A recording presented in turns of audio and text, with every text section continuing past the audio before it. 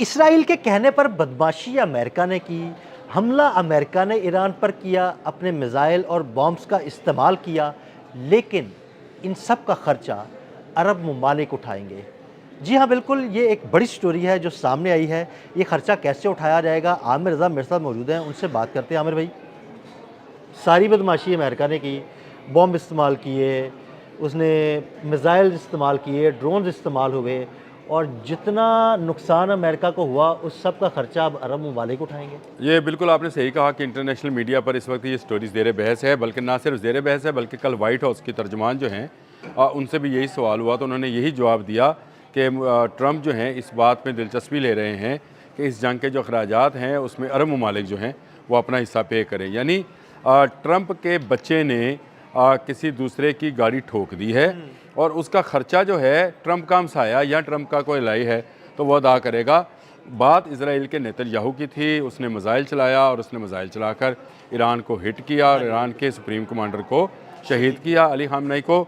और उसका ख़र्चा भी उस मिसाइल का जो टोमाहाक मिसाइल था जो मिनाब स्कूल की बच्चियों पर गिराया गया, 180 बच्चियाँ और बमा टीचर्स वो जो शहीद हुई, उसका ख़र्चा भी जो है वो सऊदी अरब, कुवैत, मुत्तहिदा अरब अमारात, अमान, बहरीन, कतर ये पे करेंगे। ये वो है सवाल। हैं अमेरिका के, वो सब इसका नहीं, अगर कोई पे नहीं करेगा तो वो इसराइल नहीं करेगा। अब मज़े की बात यह है कि जिसकी वजह से ये सारा नुकसान हुआ है, जिसकी वजह से मुत्तहिदा अरब अमारात इस वक्त आग का एक वो दहकता हुआ कुआं बना हुआ है, चलो ये ज़्यादा अच्छा लफ्ज़ आपने इस्तेमाल कर लिया, कुआं बना हुआ है, जिसकी वजह से सऊदी अरब का अपनी सुल्तान एयरबेस को ज़मीन बोस कर दिया गया है, जिसकी वजह से अमेरिका का ख़ुद का जो तस्वर सुपर पावर है उसको पाश पाश कर दिया गया है, जिसमें उसके गरूर को आपने हरमज़ में डुबो दिया गया है, जिसकी वजह से दुनिया तेल के बहरान में, अब तक के सबसे शदीद बहरान में, दूसरी जंग अज़ीम से भी ज़्यादा बहरान में आज चली गई है। उसका सारा ख़र्चा जो है ये अरब कंट्रीज़ जो हैं वो अदा करेंगी।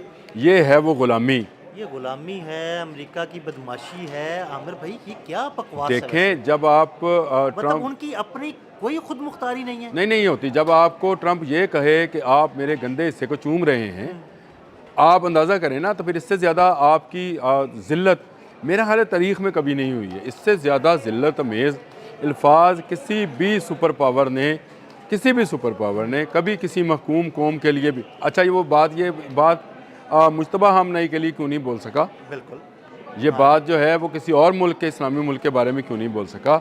उसने जानबूझकर एक ऐसे मुल्क के हुक्मरान के मुतल्लिक बोली जो कि जिस पर हमारे जान और दिल धड़कते हैं। और उसकी मैं ये समझता हूँ कि उस मुल्क की कमज़ोरी चेक करें आप कि उस मुल्क में से अभी तक कोई आवाज़ बाहर नहीं निकली है इस गाली और इस गंदी और गलीज़ बात पर भी वहाँ से कोई रद्द-ए-अमल सामने नहीं आया है। पूरी दुनिया में मजाक का निशाना बन रहे हैं, लेकिन बाज नहीं आ रहे हैं क्योंकि ये ग़ुलाम हैं। इनके पास जो असला है, अभी इन्होंने नया $5 अरब का मुआहदा किया था अमेरिका के साथ कि हमें नया असला दे दें।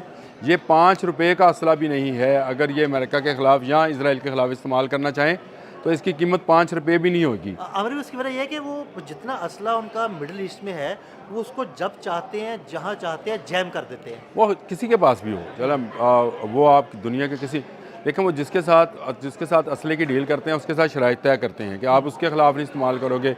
उन्होंने मिस्र को F-16 दिए थे और कहा था कि इसराइल के ख़िलाफ़ इस्तेमाल नहीं कर सकते हैं। तो आपको चीज़ें जो हैं वो उसी तरह से इसी आलमी हमारे साथ भी तो उन्होंने यही किया था, जिसकी वजह से हम अमरीकी ब्लॉक से, असले के ब्लॉक से बाहर निकलने की हमने पूरी कोशिश की और हम चाइना की तरफ गए। उन्होंने जब हमें F-16 दिए तो उन्होंने कहा कि भारत के खिलाफ इस्तेमाल नहीं कर सकते। तो भाई, खित्ते में हमारा सबसे बड़ा दुश्मन ही भारत है, उसके खिलाफ इस्तेमाल नहीं करेंगे तो किसके खिलाफ इस्तेमाल करेंगे? खिलाफ नहीं इस्तेमाल करेंगे तो किसके खिलाफ इस्तेमाल करेंगे? ये तो बात, इसीलिए हम फिर असला ब्लॉक जो है ना, अमरीकी असला ब्लॉक से निकल के चाइना की तरफ, नहीं, सारों को जाना पड़ेगा। ये आप देखिएगा इस जंग का जो सबसे बड़ा असर होगा, जिस वक्त ये सारी बातें हो रही हैं, मैं आपको बता दूं इसका सबसे बड़ा असर भी अमेरिका पर पड़ेगा।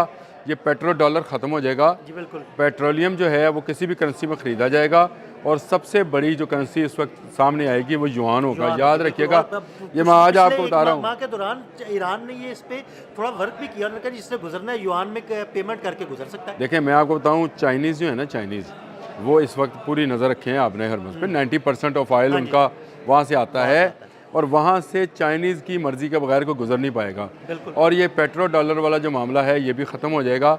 और ये जो अमेरिका अब कह रहा है कि अब अरब कंट्रीज़ जो हैं वो हमें पे करें, देखिए अरब कंट्रीज़ इनको थैंक यू वेरी मच करेंगी। अरब हुक्मरानों की जितनी तज़लील होनी थी वो हो चुकी, इससे ज़्यादा तज़लील और गाली और हित्तक-अमेज़ सलूक जो है किसी ग़ुलाम के साथ भी नहीं किया जाता है। मैंने इतनी तारीख़ पढ़ी है, मैं खुद हिस्ट्री का स्टूडेंट हूँ, मैंने कभी आका को किसी ग़ुलाम से के साथ भी इस तरह से बात करते हुए नहीं पढ़ा है जिस तरह का मैंने सुन लिया है। और अगर सुन लिया है तो इसका मतलब ये है कि ये बात इस वक्त अरब कंट्रीज़ के लोगों के अंदर भी जग गई होगी कि उनके हुक्मरान जो हैं किस हद तक गिर चुके हैं कि अमेरिका उनको जूते की नोक नहीं अपने किसी अज़ा की नोक पे रख रहा है। और ये जो है ये उस बिल्कुल एक अज़ुए मुअत्तल ऑफ मुस्लिम उम्मा बनकर सामने आ रहे हैं। ये बात जो है ये मैं ये समझता हूँ किसी सूरत काबिल कबूल नहीं है कि आपका जंग आपका बच्चा छेड़े, आपका बच्चा मिसाइल चलाए, स्कूल के बच्चों को मारे, शहीद करे और उसका ख़र्चा जो है वो सऊदी अरब अदा करे। सऊदी अरब अगर आज इनकार नहीं करता तो उसको कल इनकार करना पड़ेगा। ये रजीम नहीं करती तो अगली को रजीम करनी पड़ेगी। ये बड़ा मुश्किल हो जाएगा अमेरिका के साथ सऊदी गवर्नमेंट का रहना, या सऊदी के अलावा मुत्तहिदा अरब अमारात, बहरीन, कतर।